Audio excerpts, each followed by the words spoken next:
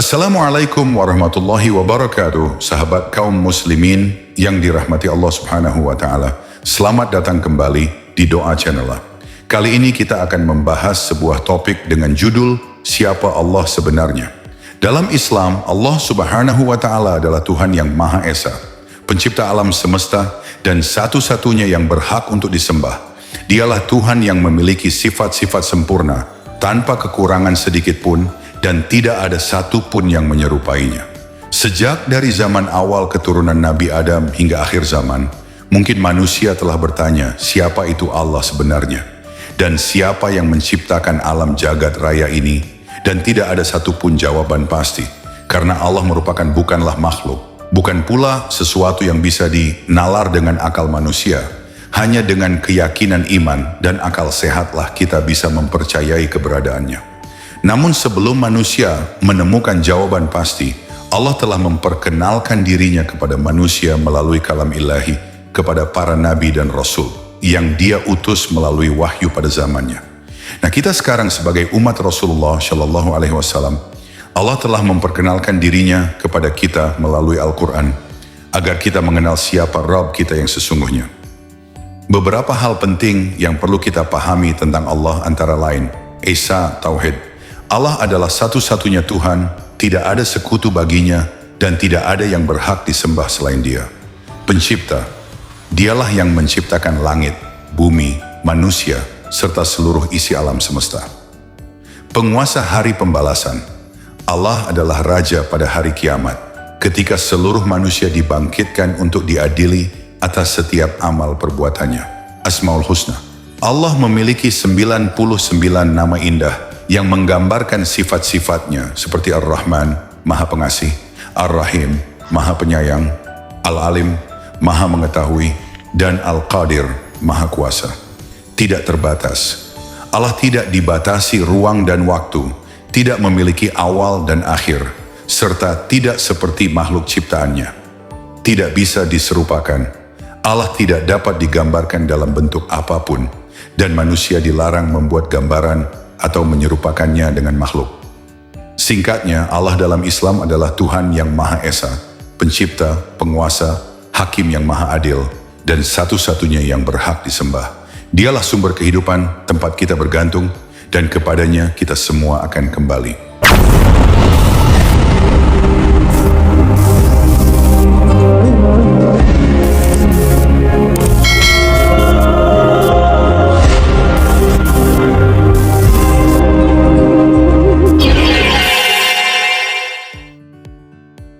Inilah pernyataan kesaksian ketika seseorang masuk Islam atau syahadat memuat kalimat agung, tidak ada Tuhan selain Allah.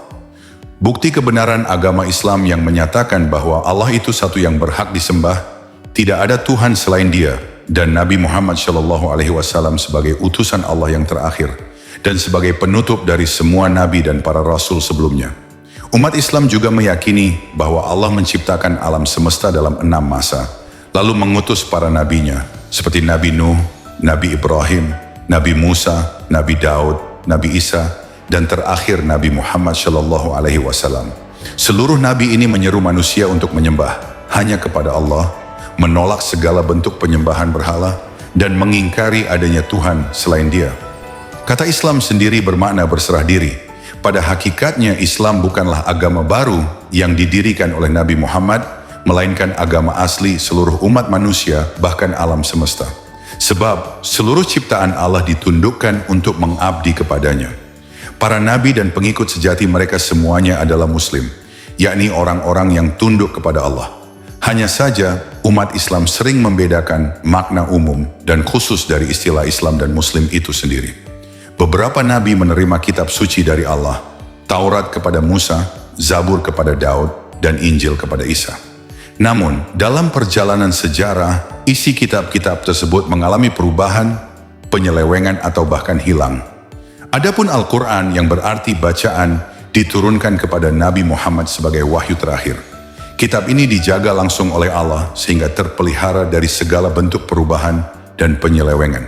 Karena itulah, tidak ada lagi kebutuhan akan Nabi atau wahyu setelahnya. Al-Quran menyebut Allah sebagai Rabbul Alamin, Tuhan semesta alam. Allah tidak memiliki nama pribadi seperti manusia, melainkan Dia memperkenalkan dirinya melalui Asmaul Husna, yaitu nama-namanya yang indah dan agung.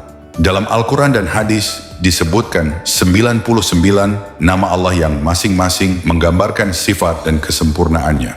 Misalnya, Al-Khaliq, Maha Pencipta, Al-Malik, Wan Maha Merajai, Al-Aziz, Maha Perkasa, dan Al-Bashir, Maha Melihat. Dua nama Allah yang paling sering kita dengar adalah Ar-Rahman, Maha Pengasih, dan Ar-Rahim, Maha Penyayang, yang biasanya dibaca dalam kalimat pembuka, Bismillahirrahmanirrahim. Allah juga dikenal sebagai Maliki Yaumiddin, penguasa hari pembalasan. Pada hari itu, orang-orang beriman akan mendapatkan ganjaran surga, sementara orang-orang kafir dan pendosa yang ingkar akan mendapatkan balasan neraka. Umat Islam menolak segala bentuk penggambaran Allah seperti makhluk ciptaannya. Dia tidak menyerupai apapun, tidak bisa digambarkan dalam bentuk rupa, dan tidak terikat ruang maupun waktu. Namun dalam Al-Quran Allah menjelaskan dirinya dengan istilah-istilah yang dapat dipahami manusia, seperti berbicara, memiliki tangan, atau wajah. Semua itu bukan berarti Allah serupa dengan makhluk, melainkan cara Allah memperkenalkan dirinya agar manusia bisa mengenal sebagian kecil dari sifat-sifatnya. Dalam kehidupan sehari-hari, umat Islam diajarkan untuk selalu mengingat Allah dalam setiap keadaan. Saat berencana, mereka mengucapkan Insya Allah jika Allah menghendaki. Saat melihat kebaikan, mereka berkata, Masya Allah, inilah kehendak Allah. Saat mendapatkan nikmat, mereka mengucapkan Alhamdulillah, segala puji bagi Allah. Dan dalam doa, ibadah, bahkan seruan perjuangan, mereka mengagungkan Allah dengan kalimat Allahu Akbar, Allah Maha Besar. Sebelum turunnya wahyu Al-Quran, nama Allah sebenarnya sudah dikenal oleh masyarakat Arab, meskipun saat itu mereka masih menganut agama politeisme, menyembah banyak Tuhan. Bahkan ayah Nabi Muhammad yang wafat sebelum beliau lahir, diberi nama Abdullah, hamba Allah. Namun sebagian orang beranggapan keliru bahwa Allah hanyalah bagian dari sistem kepercayaan politeis. Anggapan ini tidak tepat sebab sejak awal manusia pertama, yaitu Adam alaihi salam, agama yang Allah turunkan adalah agama Tauhid, menyembah hanya satu Tuhan. Barulah kemudian seiring waktu manusia menyimpang dari ajaran Tauhid itu dan menciptakan berbagai bentuk penyembahan berhala serta keyakinan terhadap banyak Tuhan. Dalam tradisi Yahudi dan Kristen, sejarah ketuhanan pun bermula dari masyarakat yang mengenal banyak dewa. Namun ajaran para nabi selalu kembali menekankan satu hal, hanya ada satu Tuhan yang layak disembah. Hal ini sama dengan yang diajarkan dalam Islam, bahwa Allah mengutus para nabi, mulai dari Nuh, Ibrahim, Musa, Isa, hingga Nabi Muhammad, untuk mengembalikan manusia kepada ajaran Tauhid yang murni. Nabi Ibrahim alaihi salam dikenal sebagai Bapak Tauhid. Beliau menolak penyembahan berhala dan menyeru kaumnya agar hanya menyembah Allah yang Maha Esa. Inilah ajaran Tauhid yang kemudian ditegakkan kembali oleh Rasulullah Shallallahu Alaihi Wasallam, sekaligus meluruskan penyimpangan-penyimpangan yang telah terjadi pada umat Yahudi dan Nasrani. Dengan demikian, monoteisme dalam Islam bukanlah sesuatu yang baru, melainkan kelanjutan dari agama Tauhid yang sudah ada sejak awal penciptaan manusia. Islam hadir untuk mengembalikan ajaran asli yang lurus, yaitu menyembah hanya kepada Allah, Tuhan semesta alam. Dalam agama Islam melalui wahyu yang terdapat dalam kalam Ilahi Al-Quranul Karim, Allah telah menjelaskan siapa Dia, bagaimana sifat-sifatnya, namun bukan dalam rupa fisik yang harus kita kenal pakai akal manusia, tapi dalam bentuk zat yang maha agung dan segala sifatnya yang mulia.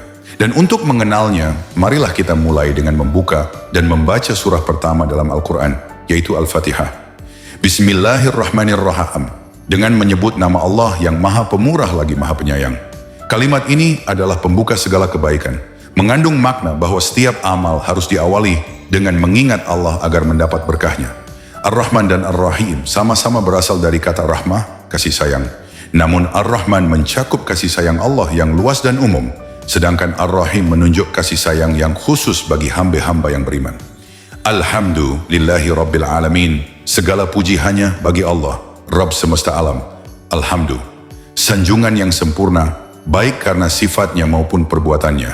Lillah, Semua pujian hakikatnya hanya milik Allah karena dialah pemilik segala kesempurnaan.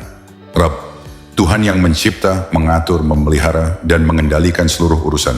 Al-Alamin, bentuk jamak dari alam yang mencakup seluruh makhluk selain Allah. Ar-Rahmanir Rahim, yang maha pemurah lagi maha penyayang. Kedua sifat ini menunjukkan betapa luas dan dalam kasih sayang Allah. Ar-Rahman, kasih sayang Allah yang meliputi seluruh makhluk di dunia. Ar-Rahim, kasih sayang Allah yang khusus dicurahkan di akhirat kepada orang-orang beriman. Maliki Yaumiddin, pemilik hari pembalasan. Malik, pemilik yang berkuasa penuh. Yaumiddin, Hanam, hari pembalasan dan perhitungan amal. Hana itu hari kiamat, ketika setiap manusia menerima ganjaran atau hukuman sesuai amalnya. Iyyaka na'budu wa iyyaka nasta'in. Hanya kepadamu kami menyembah dan hanya kepadamu kami memohon pertolongan. Iyyaka na'budu, ibadah hanya ditujukan kepada Allah, mencakup seluruh perkataan dan perbuatan lahir maupun batin yang Allah cintai, yang tidak boleh dipersembahkan kepada selainnya. Wa iyyaka nasta'in, hanya kepada Allah kita bergantung untuk memperoleh pertolongan dalam segala urusan, baik agama maupun dunia. Ihdinas siratal mustaqim, tunjukilah kami jalan yang lurus. Doa agar Allah selalu membimbing hati dan amal menuju jalan yang benar. Siratal mustaqim, jalan hidup yang lurus, yaitu agama Islam yang diridhai Allah. Siratal ladzina an'amta alaihim, ghairil maghdubi alaihim waladdallin, jalan orang-orang yang telah engkau beri nikmat, bukan jalan mereka yang dimurkai dan bukan pula jalan mereka yang sesat. Orang-orang yang diberi nikmat, para nabi, siddiqin, syuhada, dan orang-orang saleh. Ghairil maghdubi alaihim, mereka yang mengetahui kebenaran tetapi menentangnya. Contoh, kaum Yahudi yang disebut dalam tafsir. Waladdallin, mereka yang tersesat dari kebenaran karena kebodohan atau mengikuti hawa nafsu. Contoh, kaum Nasrani yang disebut dalam tafsir. Di permulaan surat yang agung ini, Allah Azza wa Jalla menyanjung dirinya sendiri dengan firman-Nya. Segala puji hanya bagi Allah. Ungkapan ini adalah pengakuan tertinggi bahwa seluruh pujian dari setiap makhluk di langit dan bumi hanyalah milik-Nya. Pujian itu mencakup segala bentuk kesempurnaan, keindahan, dan kebaikan yang ada. Semuanya bersumber darinya. Setelah itu Allah memperkenalkan dirinya kepada hamba-hambanya dengan dua sifat agung yang menjadi sumber harapan setiap hati. Ar-Rahman, di Maha Pemurah, dan Ar-Rahim, Maha Penyayang. Dua sifat ini menegaskan bahwa hakikat dirinya adalah rahmat. Rahmat yang luasnya meliputi segala sesuatu. Rahmat yang membuat para hamba mencintainya dan selalu berharap kepadanya. Kemudian Allah menegaskan lagi kebesarannya dengan firman, penguasa hari pembalasan. Dialah pemilik mutlak pada hari ketika seluruh manusia dikumpulkan untuk dihisab. Sejatinya Allah adalah penguasa dunia dan akhirat. Namun pada hari pembalasan kekuasaannya tampak nyata tanpa tabir sedikit pun. Pada hari itu manusia berdiri di hadapannya tanpa alas kaki, tanpa pakaian, dan tidak bersunat. Sebagaimana mereka pertama kali diciptakan. Tidak ada harta, tidak ada kedudukan, tidak ada kemuliaan selain yang Allah berikan. Kekuasaannya berdiri mutlak dan tidak ada satupun yang dapat menentangnya. Lalu Allah mengajarkan kalimat penghambaan yang murni. Hanya kepadamu kami menyembah dan hanya kepadamu kami memohon pertolongan. Inilah ikrar seorang hamba yang melepaskan diri dari segala bentuk peribadatan kepada selain Allah dan menggantungkan seluruh harapan hanya kepadanya. Tiada sesembahan yang berhak diibadahi selain Dia dan tiada tempat bersandar selain Dia. Di penghujung surat, Allah memerintahkan kita untuk selalu memohon, tunjukilah kami jalan yang lurus. Jalan yang lurus itu adalah agama Islam. Satu-satunya agama yang diterima Allah dari seluruh umat manusia. Jalan ini adalah jalan para nabi, para siddiqin, para syuhada, dan orang-orang saleh. Jalan yang penuh cahaya, keselamatan, dan janji kemenangan, hingga mengantarkan pemiliknya ke surganya. Lalu bagaimana cara Allah mengenalkan dirinya kepada kita di dalam ayat-ayat tadi? Allah Subhanahu wa Ta'ala memperkenalkan dirinya kepada kita melalui beberapa hal yang agung. Pertama, Allah memperkenalkan bahwa Dia adalah Tuhan yang Maha Pemurah lagi Maha Penyayang. Dua sifat mulia ini dicintai oleh orang-orang beriman dan hamba-hamba Allah yang syaleh, karena dari sifat inilah mengalir kasih sayang dan rahmat yang tak terhingga. Selanjutnya Allah memperkenalkan bahwa Dia adalah sang penguasa hari pembalasan, yaitu hari ketika seluruh hamba akan dibangkitkan. Pada hari itu Allah akan menghisap setiap amal yang telah mereka kerjakan di dunia, baik amal kebaikan maupun keburukan, untuk menentukan balasan di akhirat. Allah juga mengenalkan bahwa Dia adalah satu-satunya sesembahan yang berhak disembah. Tidak ada satu pun yang pantas menerima ibadah selain Dia. Barang siapa beribadah kepada selainnya, berarti ia telah terjerumus ke dalam kesyirikan. Dan terakhir Allah memperkenalkan bahwa Dia adalah satu-satunya Tuhan yang memberi hidayah menuju jalan yang lurus, yaitu agamanya, Islam. Agama inilah satu-satunya yang diterima oleh Rabbul Izzah, dan tidak ada agama lain yang akan diterima di sisinya. Allah Subhanahu wa Ta'ala adalah pencipta kita dan orang-orang sebelum kita. Dialah yang menciptakan manusia dan membagi mereka ke dalam 3 golongan berdasarkan sikap mereka terhadap Al-Quranul Karim dan terhadapnya Tuhan seluruh alam yang telah menurunkannya. 3 golongan tersebut adalah orang-orang yang beriman, orang-orang yang kafir, dan orang-orang munafik. Allah menjelaskan ciri-ciri masing-masing golongan ini sehingga menjadi jelas perbedaan di antara mereka. Dia menetapkan bahwa golongan pertama berada di atas petunjuk dari Tuhan mereka, dan merekalah orang-orang yang mendapatkan hidayah. Adapun 2 golongan lainnya dihukumi sebagai golongan yang kafir dan merugi. Dalam ayat-ayat ini, Allah menyeru manusia agar bergabung dengan golongan pertama, yaitu dengan beribadah hanya kepadanya. Dia menegaskan bahwa hanya Dia yang berhak disembah, bukan selainnya, dan menjelaskan alasan mengapa Dia memiliki hak tersebut. Dan di dalam ayat lain Allah juga menjelaskan siapa dirinya. Ya ayyuhan nasu budu rabbakum alladhi khalaqakum wallazina min qablikum la'allakum tattaqun. Allazi ja'ala lakumul arda firashan was samaa bina'an wa anzala minas sam'i ma'in fa akhraja bihi minas samarati rizqan lakum fala taj'alu lillahi andadan wa antum ta'lamun. Quran surah Al-Baqarah ayat 21 sampai 22. Yang artinya, wahai sekalian manusia, sembahlah Tuhanmu yang telah menciptakanmu dan orang-orang sebelum kamu, agar kamu bertakwa. Dialah yang menjadikan bumi sebagai hamparan bagimu dan langit sebagai bangunan, dan Dia menurunkan air hujan dari langit. Lalu Dia keluarkan dengannya segala buah-buahan sebagai rezeki untukmu. Karena itu janganlah kamu mengadakan sekutu-sekutu bagi Allah, padahal kamu mengetahui. Sembahlah Tuhanmu. Ibadah berarti ketundukan kepada Allah dengan ketaatan, merendahkan diri di hadapannya, dan melaksanakan semua perintahnya. Tuhanmu yang sang pemelihara, pencipta, dan pengatur segala urusan alam semesta.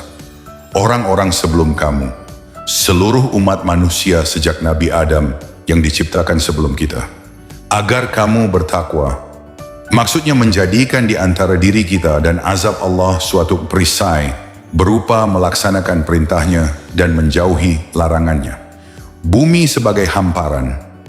Allah menjadikan bumi terbentang luas dan stabil, sehingga layak untuk ditinggali dan dimanfaatkan. Langit sebagai bangunan. Langit disebut as-sama dalam bahasa Arab yang berarti tinggi, karena letaknya di atas bumi dan kokoh seperti atap yang melindungi. Sebagai rezeki untukmu. Segala yang dikaruniakan Allah melalui bumi, seperti tumbuh-tumbuhan, buah-buahan, dan hasil panen. Sekutu-sekutu. Segala bentuk tandingan bagi Allah, seperti patung atau sesembahan lain yang disembah selainnya. Penjelasan ayat tersebut sebagai berikut. Allah menyeru kepada seluruh manusia dengan firman-Nya, "Wahai sekalian manusia," kemudian Dia memerintahkan mereka untuk beribadah hanya kepadanya semata, tanpa menyekutukannya dengan apapun. Perintah itu tertuang dalam firman-Nya, "Sembahlah Tuhanmu." Maka hanya Dialah yang berhak disembah, tidak ada satu pun selainnya yang pantas menerima ibadah.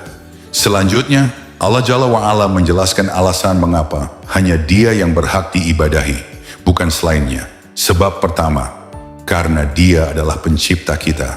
Firman-Nya, yang telah menciptakanmu. Penciptaan kita oleh Allah terjadi dengan mengeluarkan kita dari ketiadaan menjadi ada. Hal ini terjadi 2 kali.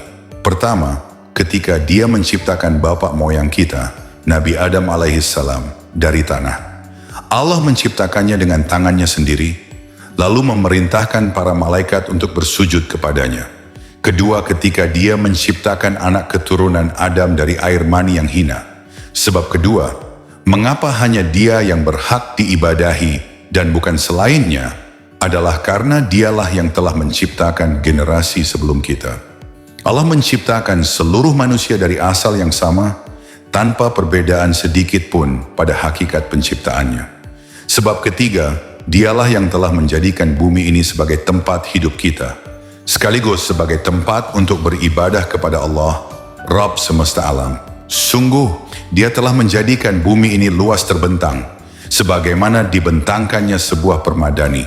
Di dalamnya, dia ciptakan dataran-dataran, gunung-gunung, dan lembah-lembah. Dia jadikan pula lautan, sungai, dan daratan yang saling melengkapi. Lalu di atas bumi ini, dia membangun langit yang menjulang tinggi, laksana kubah raksasa yang tak seorang pun mampu mengukur luasnya selain dia.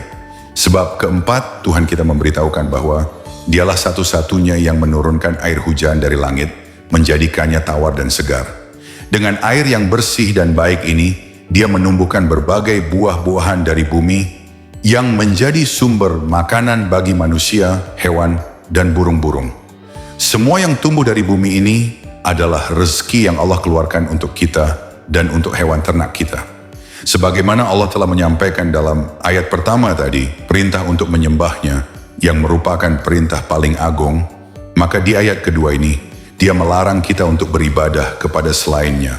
Dan larangan ini adalah larangan yang terbesar darinya. Lalu bagaimana cara Allah mengenalkan dirinya kepada kita melalui ayat-ayat tadi? Allah Subhanahu wa Ta'ala memperkenalkan dirinya dengan menjelaskan bahwa dialah satu-satunya pencipta kita dan pencipta seluruh manusia sebelum kita, sejak Nabi Adam, manusia pertama. Dia memberitahukan bahwa dialah yang menjadikan bumi sebagai hamparan luas yang layak bagi kelangsungan hidup kita, sehingga kita dapat hidup di atasnya tanpa merasa sempit. Dia juga membangun 7 lapis langit di atas bumi ini, laksana kubah-kubah raksasa yang menjulang tinggi. Allah mengenalkan pula bahwa dialah yang menurunkan hujan dari langit, mencurahkannya dari awan-awan, lalu dengan air itu, dia menghidupkan bumi yang gersang hingga mengeluarkan tumbuh-tumbuhan, serta menghasilkan beraneka buah-buahan. Apa yang ditumbuhkan bumi itu dijadikannya sebagai rezeki bagi kita, sebagai bahan makanan yang menjadi penopang kehidupan di muka bumi. Dialah Tuhan yang Maha Agung lagi Maha Mulia, yang telah menciptakan, mengatur, dan menyediakan segala keperluan hidup kita. Maka hanya dialah satu-satunya yang berhak disembah, tanpa sekutu sedikit pun. Sungguh tidak pantas, bahkan amat buruk, jika manusia berpaling dari menyembahnya, lalu beribadah kepada selainnya, kepada makhluk-makhluk yang sama-sama diciptakan dan dipelihara seperti kita. Allah pun mengingkari orang-orang musyrik atas kekafiran mereka kepadanya, Tuhan mereka yang Maha Agung. Padahal bukti-bukti yang menunjukkan kewajiban beriman kepadanya telah tegak atas mereka, baik yang terdapat pada diri mereka sendiri maupun yang ada di alam sekitar. Bukti yang ada pada diri mereka sendiri adalah bahwa dahulu mereka mati, yakni tidak ada sama sekali, lalu Allah menghidupkan mereka. Setelah itu, Dia mematikan mereka di dunia, kemudian mengembalikan kehidupan mereka lagi pada hari kiamat. Sedangkan bukti yang ada di alam sekitar adalah bahwa Allah menciptakan bumi untuk menjadi tempat kehidupan manusia, kemudian Dia berkehendak menuju langit dan menciptakan 7 lapis langit. Dia Maha mengetahui segala sesuatu. Ayat-ayat lain yang juga tentang Allah mengenalkan dirinya kepada kita terdapat dalam surat Al-Baqarah ayat 28 dan 29 yang artinya, bagaimana kamu kafir kepada Allah, padahal kamu dahulunya adalah mati. Lalu Allah menghidupkan kamu, kemudian Dia mematikan kamu, kemudian menghidupkanmu kembali, kemudian kepadanyalah kamu dikembalikan. Dialah Allah yang menjadikan segala yang ada di bumi untuk kamu. Kemudian Dia berkehendak menciptakan langit, lalu dijadikannya 7 langit, dan Dia Maha mengetahui segala sesuatu. Berikut penjelasan ayat ini. Allah melontarkan pertanyaan kepada orang-orang kafir dan musyrik dengan rasa takjub terhadap kondisi mereka yang tetap kafir kepadanya, Tuhan semesta alam. Padahal bukti-bukti yang menunjukkan wajibnya beriman kepadanya sudah jelas di hadapan mereka. Allah menciptakan orang-orang kafir sama seperti Dia menciptakan orang-orang beriman. Semuanya dulunya mati, yaitu tidak memiliki wujud sama sekali. Kemudian Allah menghidupkan mereka sehingga mereka dapat berpikir, bergerak, berbuat dan mengatur kehidupan mereka. Inilah maksud firman-Nya. Padahal kamu dahulunya adalah mati, lalu Allah menghidupkan kamu. Setelah kehidupan mereka berakhir sesuai ajal yang telah ditentukan, Allah mematikan mereka. Tidak ada seorang pun dari anak keturunan Adam yang kekal di dunia ini. Sebagaimana firman-Nya, kemudian Dia mematikan kamu. Lalu pada hari kiamat, ketika sangkakala ditiup kembali, seluruh manusia akan bangkit dalam keadaan hidup, lalu dikembalikan kepada Allah untuk dihisab. Hal ini sebagaimana firman-Nya, kemudian menghidupkanmu kembali, kemudian kepadanya lah kamu dikembalikan. Inilah perbuatan Allah Ta'ala terhadap hamba-hambanya dalam mematikan, menghidupkan dan mengembalikan mereka kepadanya. Melalui hal ini, kita mengenalnya dan terdorong untuk beriman kepadanya. Allah juga memperkenalkan kepada kita bahwa Dialah yang menciptakan bumi untuk kita, dengan dataran, gunung, lembah, padang pasir, dan lautan. Dia menciptakan semua itu agar kita dapat hidup di atasnya, memanfaatkan buah-buahan, mata air, sungai, hujan, barang tambang, serta hewan-hewan yang ada di dalamnya.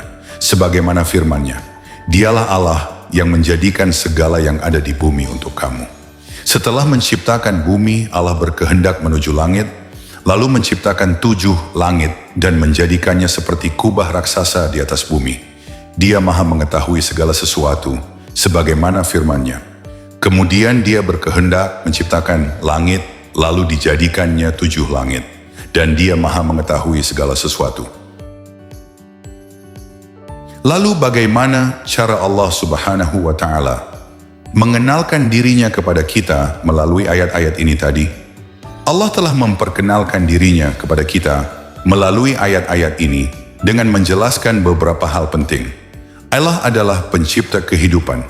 Dialah yang menghidupkan kita di dunia ini setelah sebelumnya kita sama sekali tidak ada, tidak memiliki wujud maupun eksistensi.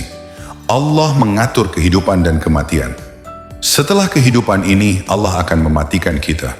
Kemudian, Dia akan menghidupkan kita kembali pada hari pembalasan untuk memperhitungkan seluruh amal yang kita lakukan. Allah menciptakan segala yang ada di bumi untuk kita. Lalu Dia menciptakan semua yang ada di bumi sebagai sarana kehidupan kita, berupa kekayaan alam yang melimpah dan thayyibah, baik dan bermanfaat untuk menunjang kebutuhan kita. Kemudian Allah adalah Sang Pencipta langit dan seluruh isinya.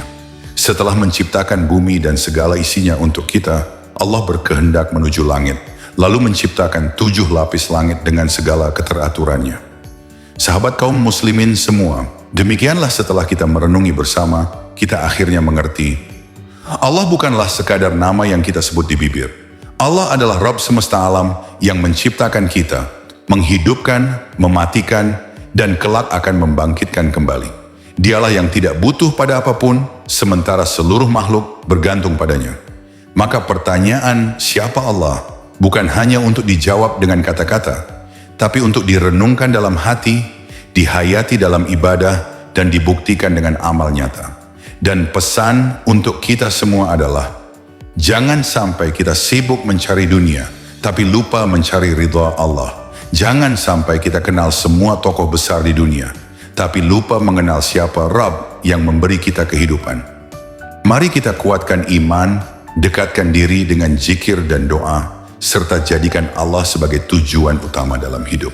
Karena ketika kita mengenal Allah, kita akan menemukan ketenangan, kekuatan, dan arah hidup yang sesungguhnya. Terima kasih telah menyimak kisah ini sampai akhir bersama kami. Klik like jika kisah ini menyentuh hati kalian. Jika ingin mendapatkan amal jariah, maka share-lah ke saudara dan teman kalian. Dan jangan lupa untuk di-subscribe juga channel ini. Semoga setiap kata menjadi cahaya yang menuntun kita mendekat kepada Sang Maha Pencipta. Dan sampai jumpa di episode selanjutnya. Wassalamualaikum warahmatullahi wabarakatuh. From love to the heart, what's all anymore? When the first will stream alive, for the present and the whole. The fallen love was made from the city rock around. All in nature song, forever love.